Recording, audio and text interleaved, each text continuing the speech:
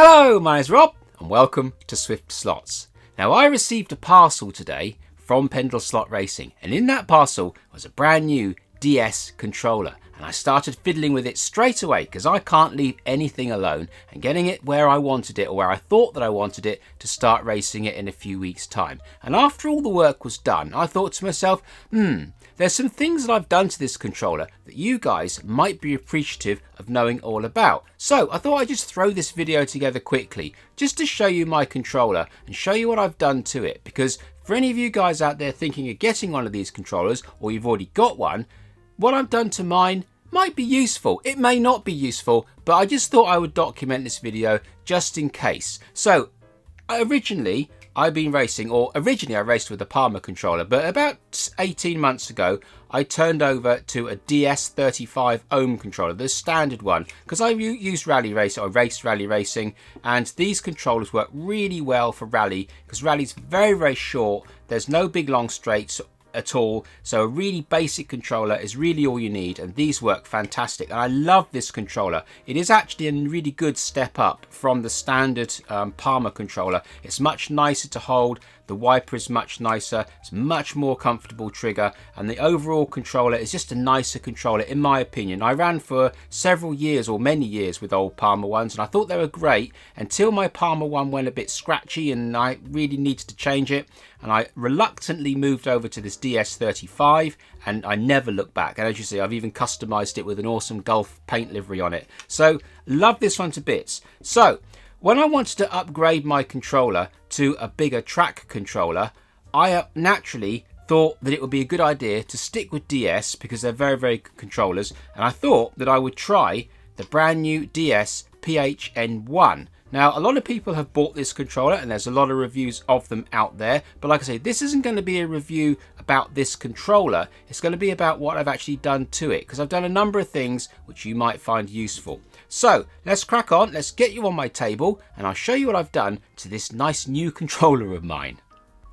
Okay, so let's briefly look at my DS35. Now, it's called a 35 because this is a 35 ohm controller. There are many other different ohmages in the range, but I find 35 and 45 work extremely well for ordinary home racing and also for rally. So there's no features on it, it's just simply a controller, and they work beautifully well. The handles are beautifully comfortable, the trigger is very, very smooth and super comfortable, and the wiper mechanism in there works extremely smoothly, and the trigger spring and the progressiveness of the spring is also extremely nice. And as you can see, I've customized mine with an internal paint job of Gulf colors, but that's by the by. And if anybody's wondering why I've got this extra cord attached to it, it's because when it's plugged into Crow Valley and I knock the controller off of its stand, the cord is set at about 3 inches shorter than the ground. So when it hits the ground, it doesn't actually hit the ground because it's all locked in via this cord on this plug, so I save smashing my controller into the floor. But anyway, so that's the DS35. Like I say, you can get all different ohmages and they work extremely well, and if you look really, really closely down these holes, it's very difficult to see on this controller because I've painted it, but on a normal one you'll actually see there's about 6 boxes there, and the ohmage of the controller that you're using or that you want is actually ticked with whichever ohmage of the controller that you've got. I can just about see, I don't think you're going to see in there, but there's a dot on the 35 in mine, so that denotes it as a 35 ohm. But if you're worried about upgrading your controller and you think these are a little bit expensive, just buy one. You absolutely won't regret it. These are excellent controllers, and I absolutely don't look back at all having bought this controller from my old Palmer one. It's a massive step up and I'm very, very glad I did it. Anyway, so that's my DS. That's good for rallying and home circuit use. But obviously I want to step up and go to circuit racing, and I decided to buy this new DS PHN-1 controller. Now, I bought this because I really, really like the feel of my DS35 around the controller and also the trigger. I also have the DS counting system as well, which has never let me down. And obviously DS is part of Scale Auto, and I've been running some Scale Auto cars for the last I don't know, maybe 6 months or so, and they're also excellent quality. So I already own a controller, I already own a lap counting system, I own a couple of their cars, so that, well, why not try their brand new controller? So that's what I did. I bought one, and there we are. I've paid for this in full, I paid with it with my own money. This isn't sponsored by anybody, this is just me. So I can't be trusted to leave anything alone for more than 5 seconds, and this was no different. So this landed on my door this morning, and straight away I had a look at it, and I decided I wanted to do some modifications to it, and they were the sort of modifications that I thought that I might want to. Now, when I run a controller, I actually like to run my controller like this, obviously holding the controller there, and I like to hold the top of my controller like that, and that's how I race. I put my hands down by my hips, so my arms are braced, and this is all locked in solid, and all I've got moving is my finger there, and that's how I like to race. So I grasp the top of the case like that. Now, with this new controller, I was a little bit worried about this top bar being very, very long. So when I hold my controller, I thought that this was going to get in the way, and I was correct, it does, but I've made a solution. Also, one of the other things I absolutely love about my 35 is how nice that trigger pull is. Now, I've seen a few reviews on this controller, and they say that the spring is quite strong. And I was a bit worried about that, because tension in the trigger is a very personal thing, and I do like a nice light trigger, or at least that's what I thought. So that was an area of concern as well. So what I've done to this controller in total is I've adjusted this little adjusting screw here. Now, as you pull the trigger in, there'll be a little picture of this controller running up there.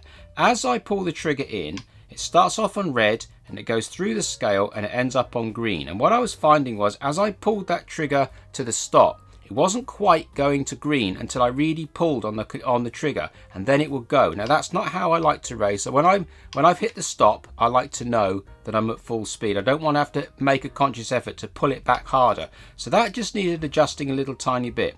I also noticed, as I was pulling the trigger, this bar here that the bearings are mounted to, that was just moving ever so slightly, because although it's not loose when I got it, it wasn't tight enough to have it so that when you pulled that, you didn't get any flex. So you can't do it up too tight, otherwise it crushes the bearings and the trigger becomes a bit stiff. But I was able to put another sort of quarter or half a turn on that screw just to stiffen up that bolt that goes through that PCB, so that when I pulled the trigger and it stopped, it didn't flex, and it did what I wanted it to do. So I've adjusted this screw here, and I've just nipped up that bolt there just a hair, and that between those two things there, I was able to get the green light to go solid green when I land that trigger on that screw, and that was perfect with no flexing in this post or anything. So that sorted out the trigger. The other thing I noticed was the spring that people were saying is a little bit stiff. Or a little bit hard. I actually found it to be way too soft. So what I've done is I found a different spring, and I've put it in there, which has stiffened up my trigger a little bit. So I would still say it's relatively light, to be honest with you. It's definitely a lot lighter than my DS, and I thought this DS was absolutely perfect weight for slot cars. I thought it was absolutely spot on. So I may end up stiffening this up again by taking a few coils out, but I'll also show you the scale in there as well, because you can actually move that spring to adjust that as well. I also found that when I was pulling the trigger back, pulling it tight against the stop, the whole chassis inside this case would move ever so slightly. Because I hold my controller here, as I pulled back tight to get that light to go fully green, I could feel the whole chassis just moving a hair. It wasn't much, but I noticed it straight away, and that was a bit irritating. So I found why it was pivoting, and I've stopped that, which I will show you. And also, as I always thought, my biggest worry was this metal chassis across the top to hold the pots here. Beautiful as it is, very, very nice, it was a bit long. Now, I'll try and put a picture there to show you. But I didn't take a picture of this when I did it, I just did it. You can see the distance of metal between the end of that one and the end of the plate there, and also the end of the emblem, and also my finger there, you can see. And if I turn it round, you'll see it's much the same. So what I've done, and also the distance here from the scale to the scale there, what I've done is I put it on my belt sander. Again, I'll put a picture here of the belt sander that I used. I undid these 4 grub screws, took the knobs off, and then you undo those 4 nuts underneath the the knobs here, and that whole chassis plate just comes away, and it's just a piece of aluminium. So then I put it up against my sander and I sanded it, quenching it in water regularly until I got the distance there as short as I really wanted to go, so it didn't look terrible against that one. And I did it on both sides, and dipping it in water constantly as you go to make sure it doesn't get too hot, and that sanded it down nicely. Then got a bit of sandpaper and glued it on a stick, and a bit of 800 sandpaper, and I went down at an angle and just deburred it, and I also just ran a file around the edges just to take that edge off there, so keep it nice and smooth. So I deburred the whole thing, but not touching this surface here. And then I just got some satin black paint on a stick, in fact, and got the stick nice and wet but not dripping, and just went round the edge very, very gently. And the reason I use the stick is because it's very flat and it doesn't get paint on anywhere else. And as you can see, there's no paint on any of that chassis there, only the end where I've painted it. Now, it's true that paint isn't as strong as this anodizing, but to be honest with you, it's not really a problem. But anyway, my point is that now you can see how short that metal plate is, but it's not too short. It doesn't look terrible, but you can see it's now within the confines of the actual case of the controller. It's not now sticking out about 1/4 of an inch or 6 mil either side further. Now, for me, and I know a lot of guys hold their controllers like that, for me now, that is comfortable. I know this chassis is here, obviously it's there, but it was always going to be there. But I can now hold my case on the back and on the front exactly as if I would do normally. Now, when that metal was there, I wasn't able to hold the case. I was holding the edge of the metal, and that metal is relatively thin. It's not saying it's sharp, but it's relatively thin, and after a while you might just irritate and get on your nerves. So now I can actually hold the chassis of my controller properly, and that metal plate is definitely not in my way. I'm touching the screws, but the knobs that I always would have been. But that's really, really nice now, and that's really comfortable. So what I'll do is I'll take this plate off here, and I'll show you what I've done on the inside as well.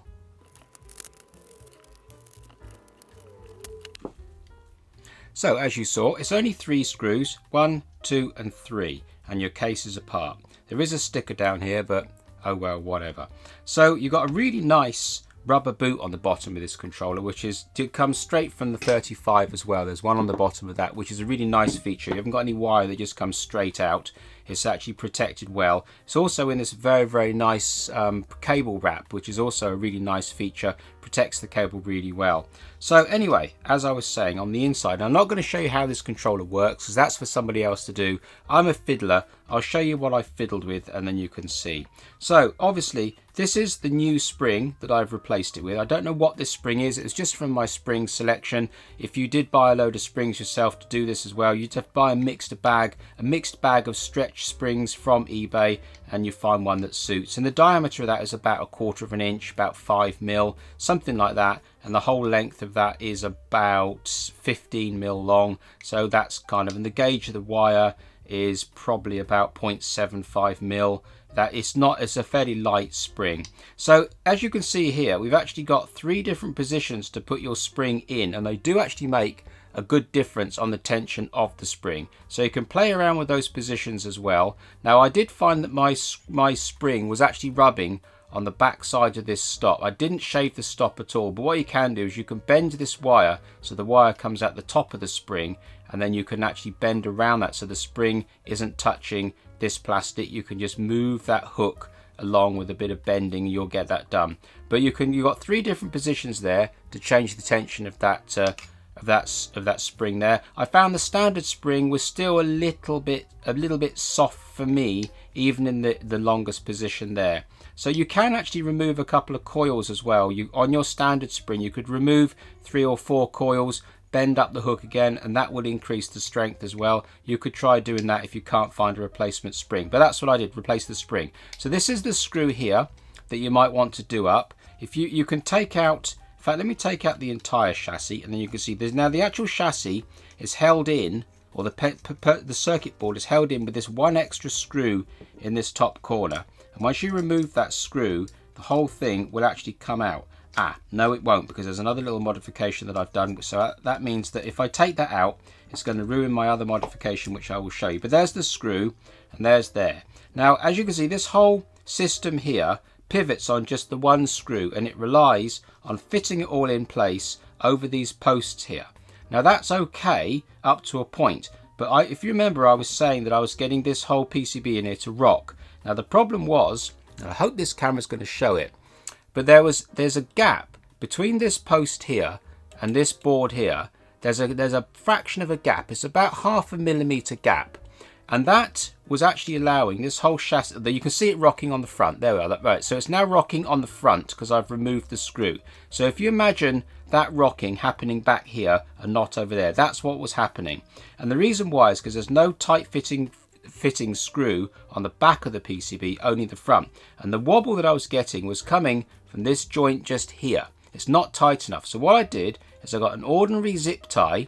Hopefully you can see it there. I got an ordinary zip tie, and I took the tail of the zip tie and I poked it down in the bottom of that gap, and that took out all the slack. And then I just took the rest of the zip tie, which I'm hoping you can see, and I zipped it around that post just to hold that tail in place as well. It's already jammed in there anyway because it's between that post and the bore, and that took out all of the rocking that you can now see in the front, but that was in the back, and that took all that out. So as I say, between tightening up that screw 1/2 turn and then changing the spring and putting this little piece in here, that stopped all of that. And then when this little LED here was glowing on, sort of greeny red or yellow rather, it wasn't quite going. You just slacken off that screw there, and it's an M3 screw with a 2mm hex in the top. You crack that back just to loosen it, and you could adjust the length of this so that it's absolutely perfect. When you get to there, it just goes green without any extra force, and when you do get to the end of that and you pull it tight, you don't get the chassis all rocking around. So I think that more or less covers what I've done to mine. So I'm not going to show you what all these knobs do because there are plenty of other people out there that have done that already. But I just thought I'd show you my my upgrade. So it's screw there, adjusting there, take out the slop here, and then change the spring, and then cut down these pieces on the side, the end pieces of this frame here. One other thing I would just like to show you, this particular controller actually comes with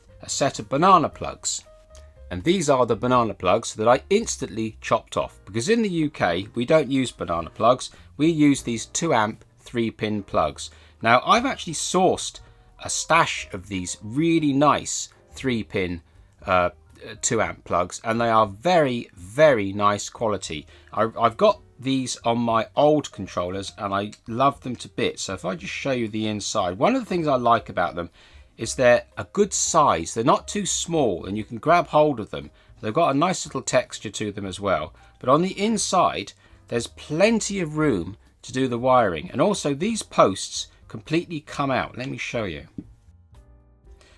So these posts completely remove all 3 of them, and then you can sort out your wiring and then put them all back into the plug, and they will go in really well. And there's lots of nice room inside this plug for a generous loop of extra wiring. Now I know when you're wiring up a plug you don't really want excess, but I always put a little bit of excess in slot car wires because these wires on the end are so fragile and small. If you do up these screws too tight, you can sometimes cut them, and then if you cut them and you've got it all perfect, there's no extra wire to sort of go into the plug. So I like to leave a bit of an excess of wire, so I could always trim off the last 5mm. I don't have to start undoing it from here and all the rest of it. So these plugs are really, really nice. Now if anybody's interested, I'm actually now selling these plugs on my website, and I only want £2 each for them, which is about half the price of anywhere else. But I use these, they're excellent little plugs. So that's just another little thing that I show you, the little plug that I put on the end, and the fact that I now sell them because I don't use the standard banana plugs.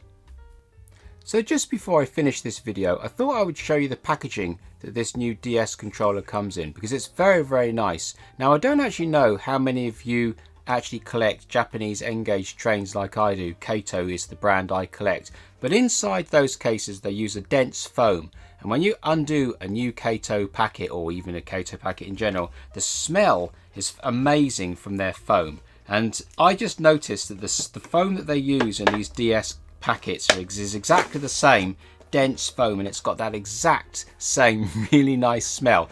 Absolutely nothing to do with slot cars, I know, but I love the smell of this dense foam. I can't describe the smell, but if you collect Japanese N-gauge trains, then you probably know the smell as well. But there's the nice foam packet that it comes in, and you also get a 2-finger trigger I think there's some sort of calibration that you got to do with this or something or another, because it's got a hall magnet in there. I don't really know. That's for somebody else to review. But you get that, and also what you get in the DS box there is this really nice instruction manual. It's very comprehensive. I haven't actually read it because, you know, I don't want to. But it is there anyway if you want it. So these controls won't leave you in the cold. But again, other reviewers that do much better job than me about talking about this stuff, they'll show you all about this, and that's really for them. I just really wanted to concentrate on my particular controller and the modification, the practical modifications that I've done to mine to make the chassis nice and stiff, to get the adjustments perfect and get that feeling a lot more comfortable in the hand. So there we are. That's my little video about my new DS PHN-1 hand controller and the little modifications that I've done to it to make it a little bit more personal to me, and that you may find useful if you've got one as well. So hopefully you've enjoyed this content, and if you have, maybe you'll subscribe, and if you could hit the little bell button, that would be awesome. So until the next time, thank you very much.